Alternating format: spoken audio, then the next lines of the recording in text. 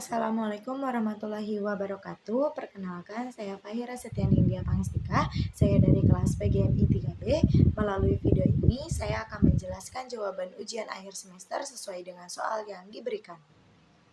Jawaban nomor 1, tema yang dipilih adalah Kayanya Negeriku untuk kelas 4 MI fase B. Nah, di sini capaian pembelajarannya itu yaitu peserta didik diharapkan memahami hubungan antara kondisi lingkungan, sumber daya alam, kegiatan ekonomi, serta kehidupan sosial dan budaya di sekitar mereka. Selain itu, mereka juga mampu mengekspresikan gagasan melalui karya seni rupa 2 dan 3 dimensi berdasarkan pengamatan terhadap alam dan budaya sekitar. Dengan demikian, tema ini itu tidak hanya mengajarkan tentang kekayaan alam dan budaya Indonesia, tetapi juga bagaimana mereka menyalurkannya melalui kegiatan seni. Nah, berdasarkan capaian pembelajaran tersebut, tujuan pembelajaran dirancang agar peserta didik itu dapat menerapkan pemahaman itu secara nyata. Yang pertama itu adalah setelah mengamati dan berdiskusi, peserta didik itu mampu menyusun bagan alur sederhana yang menunjukkan hubungan satu jenis sumber daya alam dengan minimal 2 mata pencaharian masyarakat secara runtut dan tepat. Dan yang kedua, mereka mampu menghasilkan karya seni 2 dimensi dengan teknik cetak menggunakan bahan alam, menampilkan minimal 2 variasi tekstur yang tersusun rapi. Dan yang ketiga adalah peserta didik berdasarkan pemahaman potensi daerah dan keterampilan seni rupa mampu merancang poster mini yang memuat judul, ilustrasi sumber daya alam, ikon pekerjaan terkait, serta hiasan pinggir dari motif cetak alam secara lengkap dan jelas. Alur pembelajaran dirancang dalam 3 pertemuan. Pertemuan pertama yaitu peserta didik itu mengidentifikasi jenis sumber daya alam dan keterkaitannya dengan mata pencaharian masyarakat. Kemudian menyajikannya dalam bentuk bagan alur sederhana. Pertemuan kedua, mereka mengeksplorasi kekayaan alam sebagai sumber inspirasi untuk karya seni, menerapkan teknik cetak dari benda-benda alam untuk menghasilkan karya 2 dimensi. Dan yang terakhir yaitu pertemuan ketiga, peserta didik itu mengintegrasikan pemahaman tentang potensi daerah dan keterampilan seni rupa untuk membuat poster mini yang kreatif dan informatif, sekaligus menunjukkan keterkaitan antara kekayaan alam dan jenis pekerjaan di sekitarnya.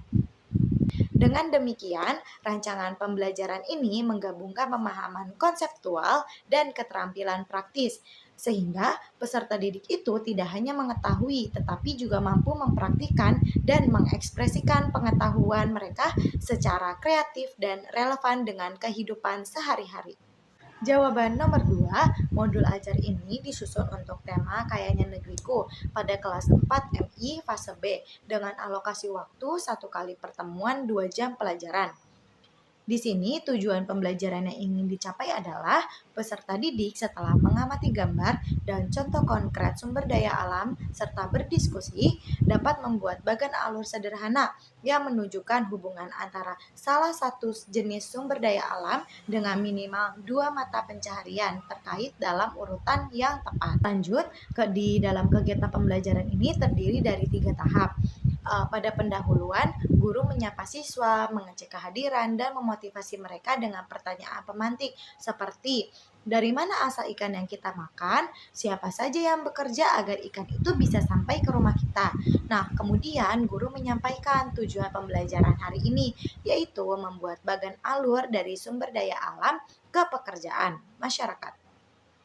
Nah, di sini peserta didik itu menjawab pertanyaan guru dan berdiskusi singkat, serta mendengarkan penjelasan tujuan pembelajaran. Lanjut, pada kegiatan inti, di sini guru tuh menampilkan gambar atau ilustrasi sumber daya alam, misalnya ikan, padi, atau kelapa, dan memberi contoh sederhana bagan alur seperti ada ikan, tanah, nelayan, panah, pedagang.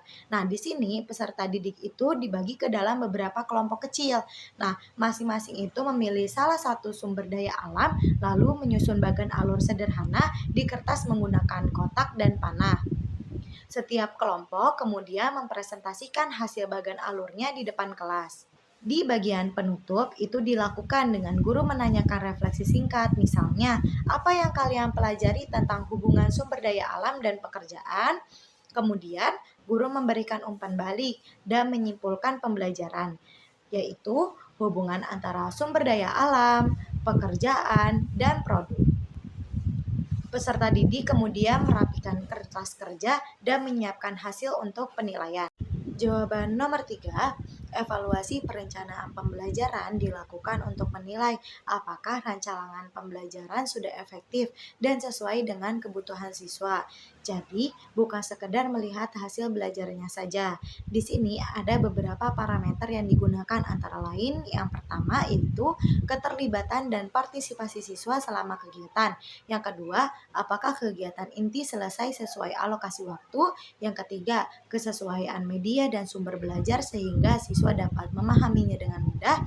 Dan yang terakhir, kejelasan instruksi agar langkah-langkah pembelajaran ini mudah diikuti. Nah, jika semua parameter ini tuh terpenuhi, maka perencanaan ini dinyatakan efektif. Namun, jika ditemukan hambatan, perencanaan ini perlu disederhanakan atau direvisi agar lebih sesuai dengan kemampuan siswa. Nah, apabila tujuan pembelajaran belum tercapai, tindakan remedial dapat dilakukan. Langkah pertamanya adalah mengidentifikasi hambatan. Misalnya, bagian mana yang sulit dipahami siswa, apakah seperti menentukan mata pencaharian atau menyusun urutan alur. Nah, selanjutnya, guru dapat melakukan pengulangan menggunakan media konkret seperti miniatur, benda nyata, atau gambar besar untuk mempermudah pemahaman. Pendampingan individu atau kelompok kecil juga diberikan agar setiap siswa mendapatkan bimbingan yang cukup. Setelah itu, siswa diberi kesempatan untuk memperbaiki bagian alur sesuai umpan balik yang diberikan.